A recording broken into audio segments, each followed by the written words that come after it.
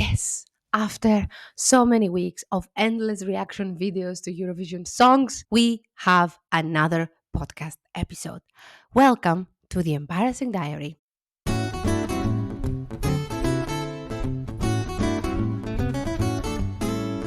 Hello, everyone, old friends and new friends, old subscribers, new subscribers. How are you guys are doing?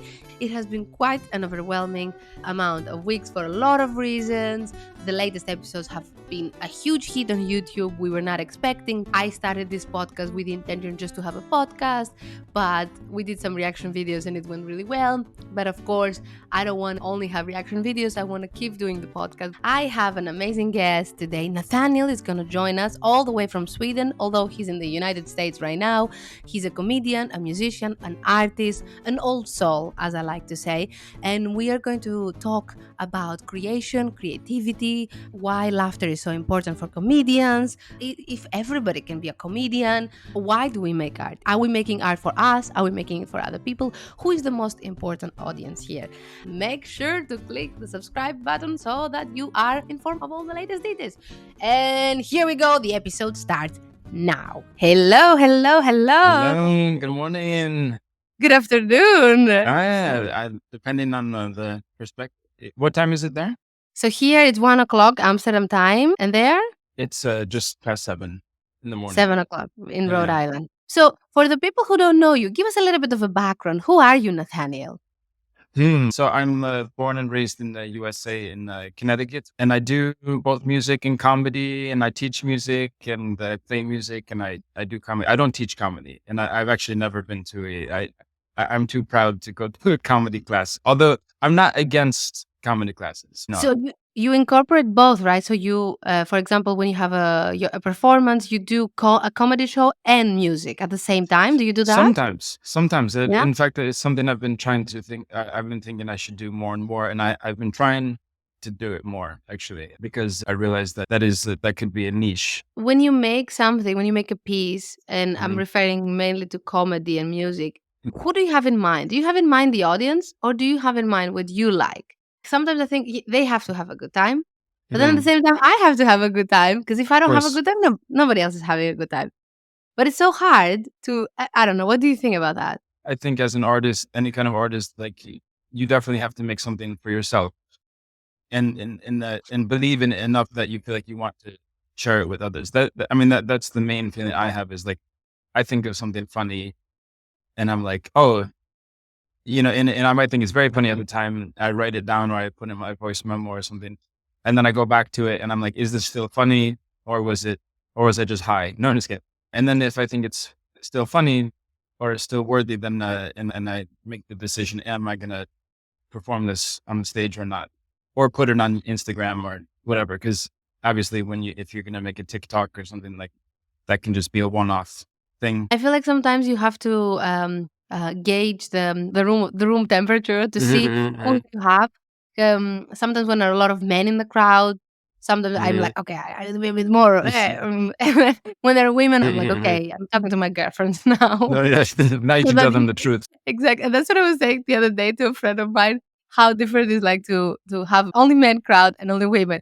Men Yeah. usually, and I'm talking about like heterosexual men usually, they seem hard to impress, but then you tell one big joke, Yeah.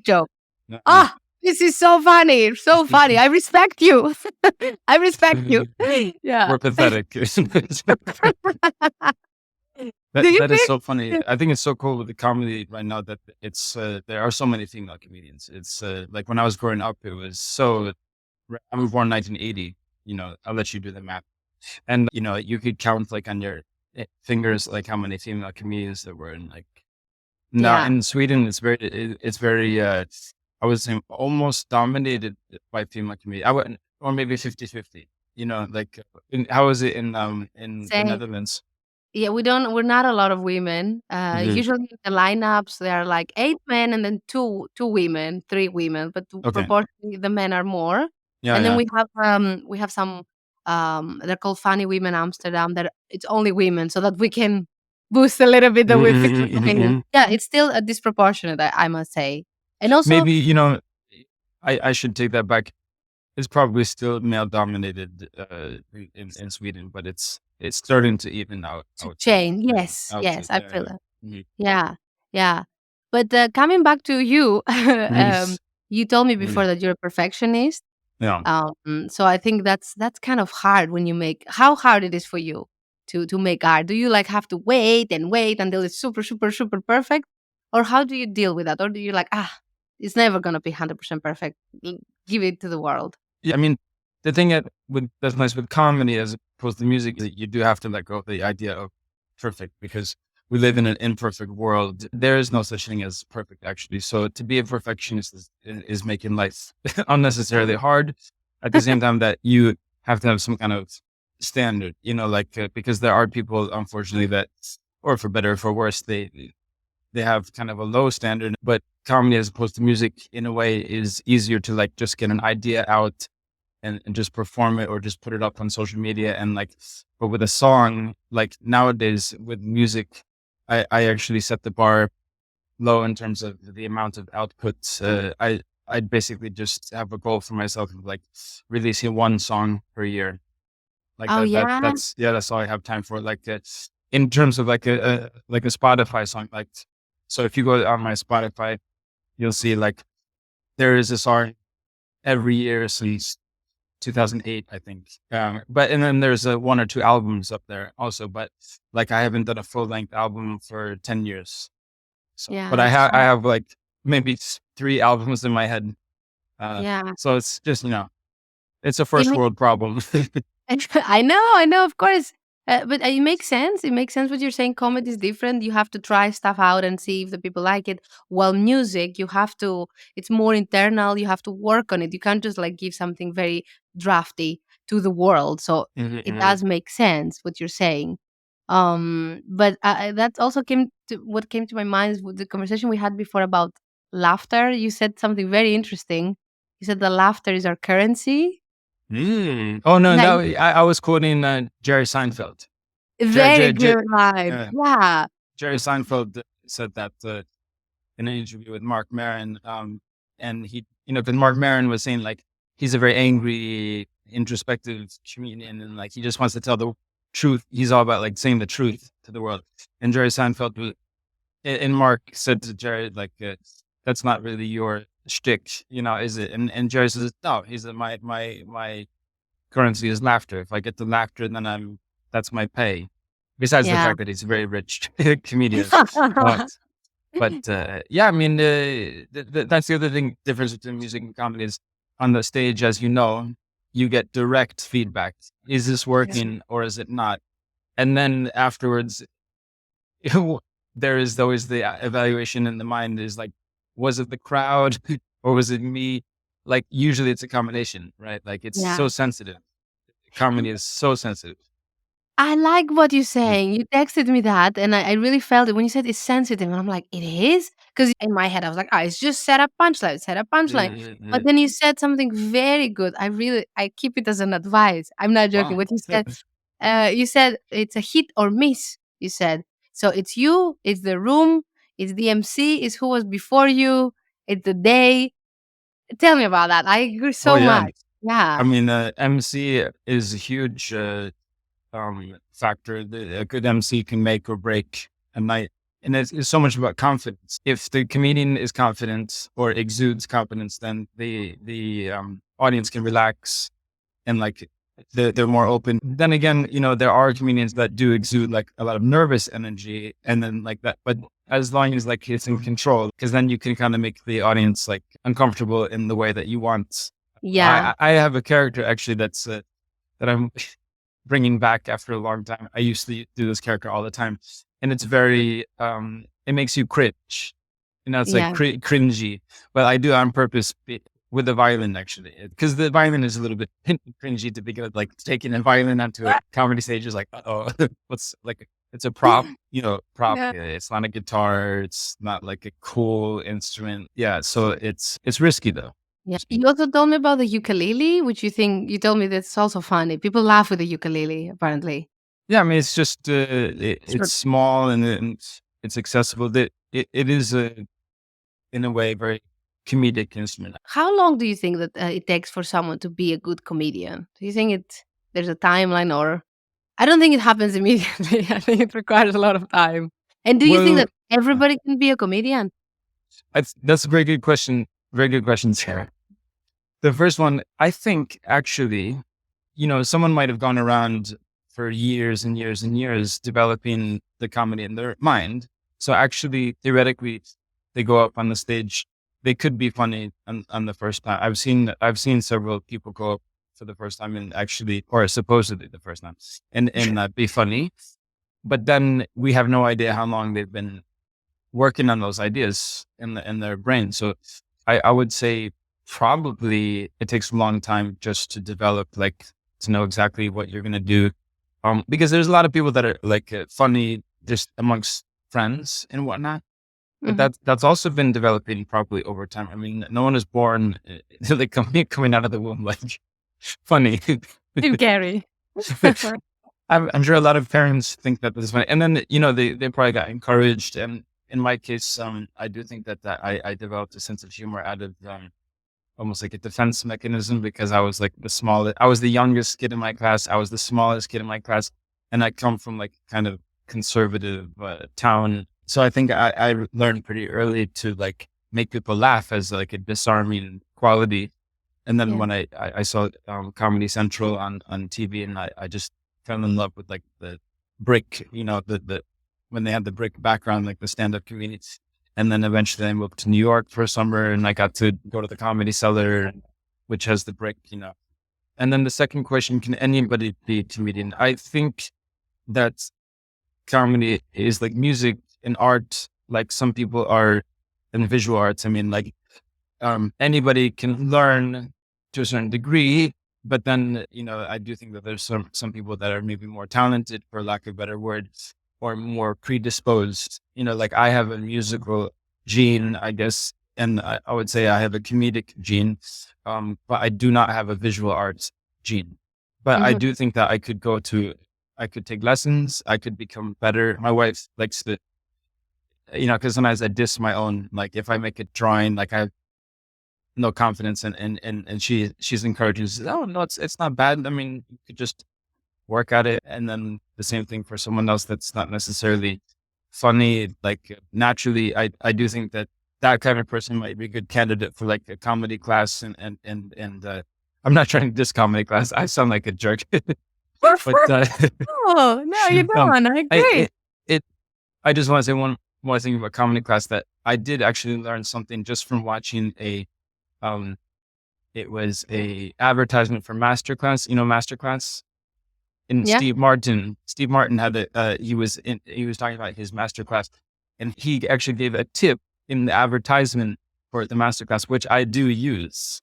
And this is one of the best tips, and I'm giving away a secret right now, but it's a public secret. That he says, when you get up on the stage, he says that most comedians say, "How's it going?"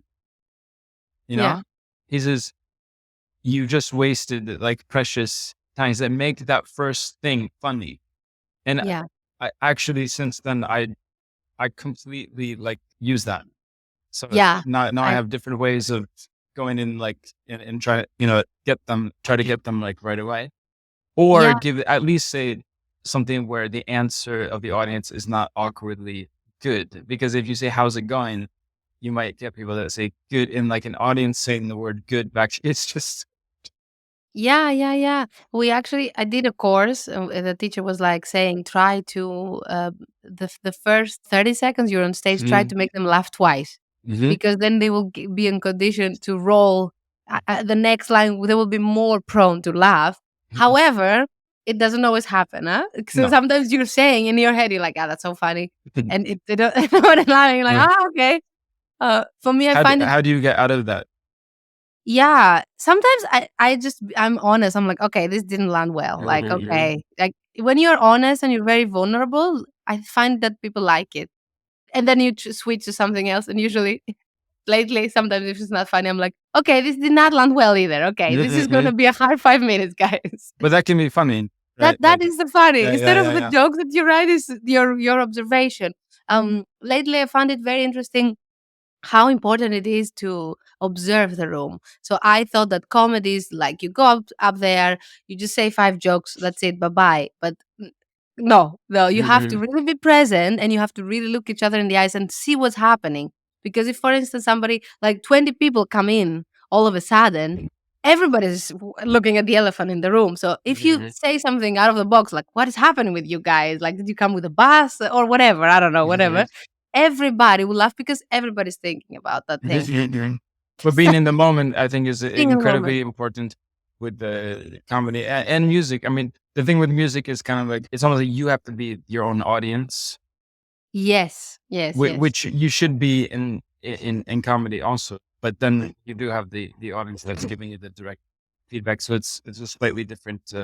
I've been thinking of the word muscle. It's like it's a muscle. You have your comedy Yeah. muscle, your music muscle. What were you gonna say? But it's different in a concert. So if Mhm. everybody knows your song and sings along, I Mhm. think this is also magical. It's also on like constant instant feedback because they Mhm. tell you that they love the song, that it means something to them. So you sing along. But it's this is for, yeah, if everybody knows the song, that's, Yeah, I think yeah, this yeah. is also very magical. In music, you know, you can do the same song hundreds of times, but even there, you still want to have an element of spontaneity. Otherwise, it's boring. So Yeah, that's why a yeah, lot yeah, of yeah. artists like maybe sing the phrasing slightly differently, or maybe. And then you have someone like Bob Dylan who like completely reworks his songs. He's kind of my Yeah. favorite Wow, guy. yeah, he's Yeah. amazing. He In improvised on stage. yeah, yeah. So So good. you're a Dylan Yes, person. yes. Nice, I nice. love I love that he's on the floor. Like, this is so magical. This is what, you know, yes, you can write something, it's incredible. Everybody knows it's incredible, but at that moment you rewrite it with everybody and people feel it. Like you're giving a gift to the people. I love when artists give part of their soul on the moment on stage and people feel it. People feel everything on the crowd. The crowd is very smart. Mhm. It's so yeah, I love Bob Dylan. You know, interestingly, I don't know if you know this part of his story, but you know that the Timothy Chalamet, they're making a film now. Yeah? He's playing Bob Dylan. I didn't know. Yeah, yeah, Okay. yeah. Huh. They started they were to start filming right when COVID hits, and then Uh-huh, COVID uh-huh. came, and then they had to pause until now. And it's about the part of his life when he went from being a folk music person to more like Yeah. folk rock. And the town where I am right now is called Newport. And Mhm. Newport is what when Dylan went over to the electric guitar for the first time. Mhm, And mhm. it was a scandal. Like people went Yeah. half the crowd was like booed and half Ah, yeah, it's really see? interesting. It's Uh, risky, but you yeah. have to take risks. If you wouldn't take risks, you wouldn't make the music that he makes. So Mhm. I think great artists like him, they go hard. They're like, "Okay, I don't care if," well, I don't think they don't care, but they're saying, "We're gonna try this and let's see how this Yeah, goes." yeah. Yeah. And he's a very good example of someone that I mean, you know, we can never be sure, but I think there's a good case to be made for that. He's someone that definitely says, okay, this is good enough. Yes. You know what I mean? Like because some of the albums, like one of my favorite albums, Desire, which is Mhm. with the Hurricane, you know, the song Hurricane, and Okay. there's a lot of so-called mistakes. Like there's some stuff that's maybe a little out of tune or whatever. But Yeah. if they had done too many takes of each song, it would have killed the vibe. Yeah, yeah, yeah. I agree Yeah. 100%. And sometimes you just like, especially if you have it on a recording, it's like it's your moment. You're just flowing, and if you have that recording, that's amazing. It's I have to say another example, which is not Bob Dylan. I'm Mhm. gonna lower the bar. In, It's- in Eurovision Song Contest, Greece won in 2005, and Mhm. during it was the winning song, and they were feeling it. I could tell, you could tell that it's going to win. And towards the end of the song, somebody sneezes, like, Off. you can hear the sneeze, and people thought it was part of the vocals, and it sounds so funny and cool, and it still won. So, All yeah, right. yeah, if But you that still made it very something alive, right? very, very, yeah, Yeah. I think that's what we're getting from here, like, the vulnerability part. Mhm. People can relate to that. Lately, also, a lot of people ask me this question: do you ever get, like, writer's block when you don't know how what to write, either in music or comedy, and you're like, "Ah, I'm stuck. I really have nothing right now." Does it ever happen to you? I mean, my main problem is not so much writer's block as creating time Yeah. to be able to sit down. I feel like one of the best techniques I have for coming up with ideas is actually I bike to work on my Mhm. bicycle, Mhm. and I often listen to podcasts. Yeah, Mhm. I actually listen. There's a podcast that I actually with them too. The guys from Saturday Night Live from when I was growing up, Dana Carvey and David Spade. They have a Mhm. podcast called Fly on the Wall, when they Mhm. interview SNL people, Mhm. like from Yeah. that time and from today. And that's entertaining. It's silly, and and then I listen to Sarah Silverman podcast. Yeah. I there's one called Embarrassing Diary, which is very funny. Ah, And there's I've heard of it. It's really good.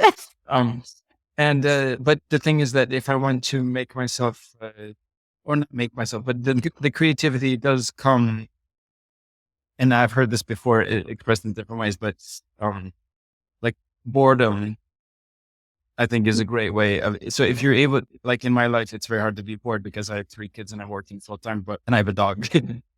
Oh, but like walks or a bike ride or something where you're not listening to a podcast, and you give yourself time to think, then I think it will come. And Yeah. Einstein actually said that he needed silence and just nothing Yeah. to be able to come up with his ideas. So I'm saying I'm like Einstein because I'm such a That's genius, and that's what's happening, right? You compare yourself to Einstein, right? yeah. And he So played the violin. He was, it's like, yeah. But I but have the sorry, yeah, I have the same whenever I take my kid to school. Mhm, Ideas are flashing, mhm, and mhm, when I have a shower, mhm. you have shower thoughts. Like shower thoughts is like after the shower, I need a pen and paper. Yeah, that's good. Yeah, shower. Do you take a long shower? Yes, yes. I perform in the shower. Like there's Okay. like, This is makes sense. Yeah, this is the embarrassing part. yeah, yeah. This is embarrassing. This Yeah, yeah. But the worst thing is if you're with your kids or if you're out and you're like, oh shit, really a good idea, and you really need pen and paper or something, and you can't, like you're covered with food, like maple syrup, you really yeah. Does it happen to you? Yeah, you want to say Yeah. something. Oh, No, yeah, no. Just that the silence and boredom, is a great, and it's sad that, with the phone culture, and especially with kids, that they go, they're never silent. They're always on the phone, and then my students, and when you want to just grab their phones and put them in the woods and like yeah, make them experience. That's a funny, I think I've used this on the stage before. There was a period of time when my kids were really into playing video games, including Fortnite. You've heard of Fortnite? Yeah. And we went on a walk in the woods, and my son, who was maybe 9 at the time, I took him into the woods, and he looked around, and he said, "What the fuck is this shit? What the fuck?" And I said, this is the woods. This is a Weeping Woods, which was like a world within Fortnite. I said, "It's just Weeping. This is the Weeping Woods." Like, and he was, "No, it's not." Oh my god. Yeah, I'm really scared of that, like of technology getting too much in their heads. I Yeah. feel like we were kind of the last lucky ones. Like we have technology now, but at least our brain developed a little bit. Mhm, Like I had the Facebook when I was 18, 19 years old, so at least mhm. it was something a little bit of. But nowadays, like it's getting too much. The Yeah. attention span is I don't know. I'm Very, really very, very scared. long. Yeah. Very My suggestion to parents in general is just like delay as much as late. possible. Like I wouldn't, if I had to do over my son and get a phone until he was at least 12. Yeah, even more if we Yeah. can. I know they're Yeah. gonna It's hate just, you. They're gonna say, "You're the worst. Everybody has like five phones. Like why am I the weird one?" But no, yeah. It's really bad for their self-esteem as well. They're comparing themselves with those all of those trolls in the internet. It's really yeah. crazy. And the filters, The the filters. everything. Oh my god. I was just seeing that. I was watching another podcast. It was in Greek and it was a famous woman and she was on her Instagram account. She was putting so many filters. She was unrecognizable. It would like it was 100% not herself. And Mhm, it's almost like you're denying your identity. Like, mhm, okay, I get it. You have a pimple, you want to hide it. But if you completely distort your eyes, your nose, it's not mhm, you mhm. anymore. And are we No, there? Yeah, it's not cool. That's not no. cool for anyone, even for us adults. Like I find it I see the filter, I'm like, oh, it makes me so beautiful. And then I see myself and I'm like, oh my God, I'm so ugly now. And it's just my That's face, it's terrible. because it makes your Uh, brain think that, oh, that's better. Like, it's it's very messed up. strange. Yeah. I definitely use social media, but I try to keep a balance of like the real world and then there's the social media because some of comedians basically their fan base is all on social media and then they go up on the stage with this confidence they have from the social media, which I'm not trying to diss on that, but sometimes it's almost like what I'm watching. Like there's this one comedian in Sweden, I'm not going to say his name, but he goes up on the stage and I almost feel like he's a walking like TikTok. You know what I mean? Like he gets up Mhm. on the stage and it's all about taking selfies with the audience and everything. Like fine, no problem with that. But it's sometimes I'm like kind of like, is he actually present with me? Like I'm an audience member. Like is he with me or is he just thinking about this like TikTok? You Yeah. know what I mean? There's some Yeah, people yeah, like yeah. that. I always find it strange when somebody takes. I get the YouTube on YouTube. It will look nice on TikTok, but then when they're doing it, it looks strange, and it's a little bit. I won't say disrespectful for the audience, but there is a little bit. It's a little bit awkward for sure. Yeah. Like as an audience member, I want to look at you in the eyes, and it's kind of like it's actually much deeper than at the beginning, I thought comedy is just you make some jokes and that's it, but it's more cathartic. People go with they want to forget a little bit and then want to it's very Aristotelian. I'm plugging in ancient Greece. And it's very important to have a cathartic moment through anything, through any theatrical play. There needs to be a peak so that everybody can either cry or laugh. Because by doing that, they will forget. They will kind of like relieve a little bit the pain of their lives. That, that is essentially that is also the one of the points of art. And I really like it. So if you are not there in the moment and you're like all of this, you lose this association, you lose this connection with your crowd. Yeah, the being present and that's beautiful thing about the what the ancient Greeks said about that because for them like comedy and tragedy was very sides of the same coin. It's interesting because, for example, Aristophanes, he would make comedies and there were very tragic elements inside. And he would talk about the politicians and about really bad laws that were against the women. And then he would put the comedy in. So it was kind of like George Carlin moment, like put in the truth and then make it fun at the same time. You know, last night my 15-year-old he had never seen Faulty Towers. You know Faulty Towers, John Cleese. It's about the hotel in England where a lot of crazy things happen. It was like Uh-huh. it was really really famous. Anyway, if you've never seen it, you should really see it. But that these crazy things happen in the hotel. A lot of them are based on true stories. Like someone dies in the hotel and they have to hide the body. The guests uncomfortable, but it's almost always like tragic. But it's funny because comedy, I think, is about shining a light on something in a certain way that's funny. I mean, it's the comedic perspective. It's a perspective, Yeah. Yeah. and catharsis is. I think that definitely with music, also music is like it's very cathartic, especially to play music. I think you gave us a lot of information about your inspirations, but maybe you can also tell us when you create something, what's your creative process? How do you start it? What inspires you? How do you do it? I mean, when it comes to comedy, oftentimes it's just that I just spontaneously get an idea and then I just write it down. I always make a set list, and Mm-hmm. I usually have like depending on how much time I get. If they give me 10 minutes, then I'm gonna have maybe basically four things. Mm-hmm. I've gotten better about not trying to do too much. It's better to Yeah. like these main points and then kind of try to connect them. I do think that organization is a big part. Like I've become more organized over the years. I have all my comedy ideas in a Google document, and I've put them into categories and Ah. alphabetized. It's a balance between it. You don't want to have a script. It Mm-hmm. doesn't want to be too scripted because that then you take away the opportunity to like let things happen. So I I try to have a balance of like I I have like these that. major ideas and then there's some air for in case Yeah. something, because usually oftentimes ideas that do come to me and some of the funniest lines are the ones that are spontaneous. Yes, I agree 100%. Whenever I really memorize everything, Mhm. it's very bland. And then when Mhm. you, sometimes I don't do it on purpose for a little bit, so I can forget it, so it can be better. Because then there is this magical moment that you're saying. Do you do the same? Yeah, yeah, yeah. Definitely, the magical moments are best if you allow them to Yeah, if happen. you allow them. Yeah, But then to have the you need to have the meat and potatoes. yeah, yes, Not you do, you do, you do, you do. You can't just go like not naked all in where the you get. morning. But I just wanted to ask you a last question. Yeah.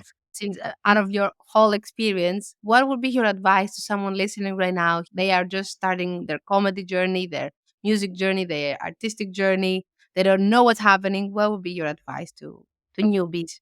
I mean, I would say that one of the best when it comes to music and comedy. I mean, I do think that you need to. It is good to consume, to listen, and especially to go to lives. I think live is one of the absolute best. Like when it comes to both music and comedy, don't just sit home and listen to recordings or watch YouTube. Like go out to the clubs, go and watch live music. And then also one of the best things I think that you can do is go to open mics. I started up an open mic in Sweden based on open mics that I went to New York when I Hmm. lived there. I found some really, really great open mics that were actually open for anything. It was actually Ah, music or comedy and I really like the that mix because when it's only music or if it's only comedy, that's fine. Also, it's more free. You're not so pressured to just make everybody laugh or everybody like the song. Can yeah, freestyle. yeah, yeah, and it was very democratic.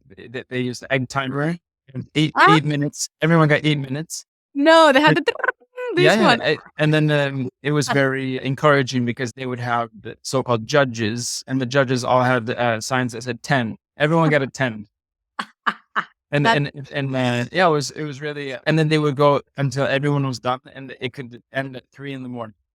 and we have the same. We also have a place where you can do a little bit of a potpourri, storytelling, Yeah. music, poetry. It's really fun. I like both. I like so much because there's no this variety and there's not so much tension and pressure to over deliver. Very You can good. also, I believe, just in like if you have a hard time because it can be very hard to know what to do in the beginning. Like it's like you have this desire, you really want to do something like, and how do I make it happen? So open mic is, but then also just creating an opportunity for yourself, inviting your friends over or meeting at a cafe, asking a cafe, like, can I use the back room just to like either host an open mic or to invite some friends? Like on my Yeah, birthday, actually, I used to invite friends for a jam, music jam. And then I said, do you mind if I do some new jokes, like just a mini set, like yeah, just for my friends? And that was great because I mean, okay, they're a biased crowd, they're my friends. So, yeah, but you also need, it's like, if you have some ideas that you think are funny, obviously you want to do them. You want to have a good crowd. I mean, it's like, you're not going to try it for a so-called like mean room. Like, yeah, yeah, yeah. so, and And I found those yeah. moments one of the best ones.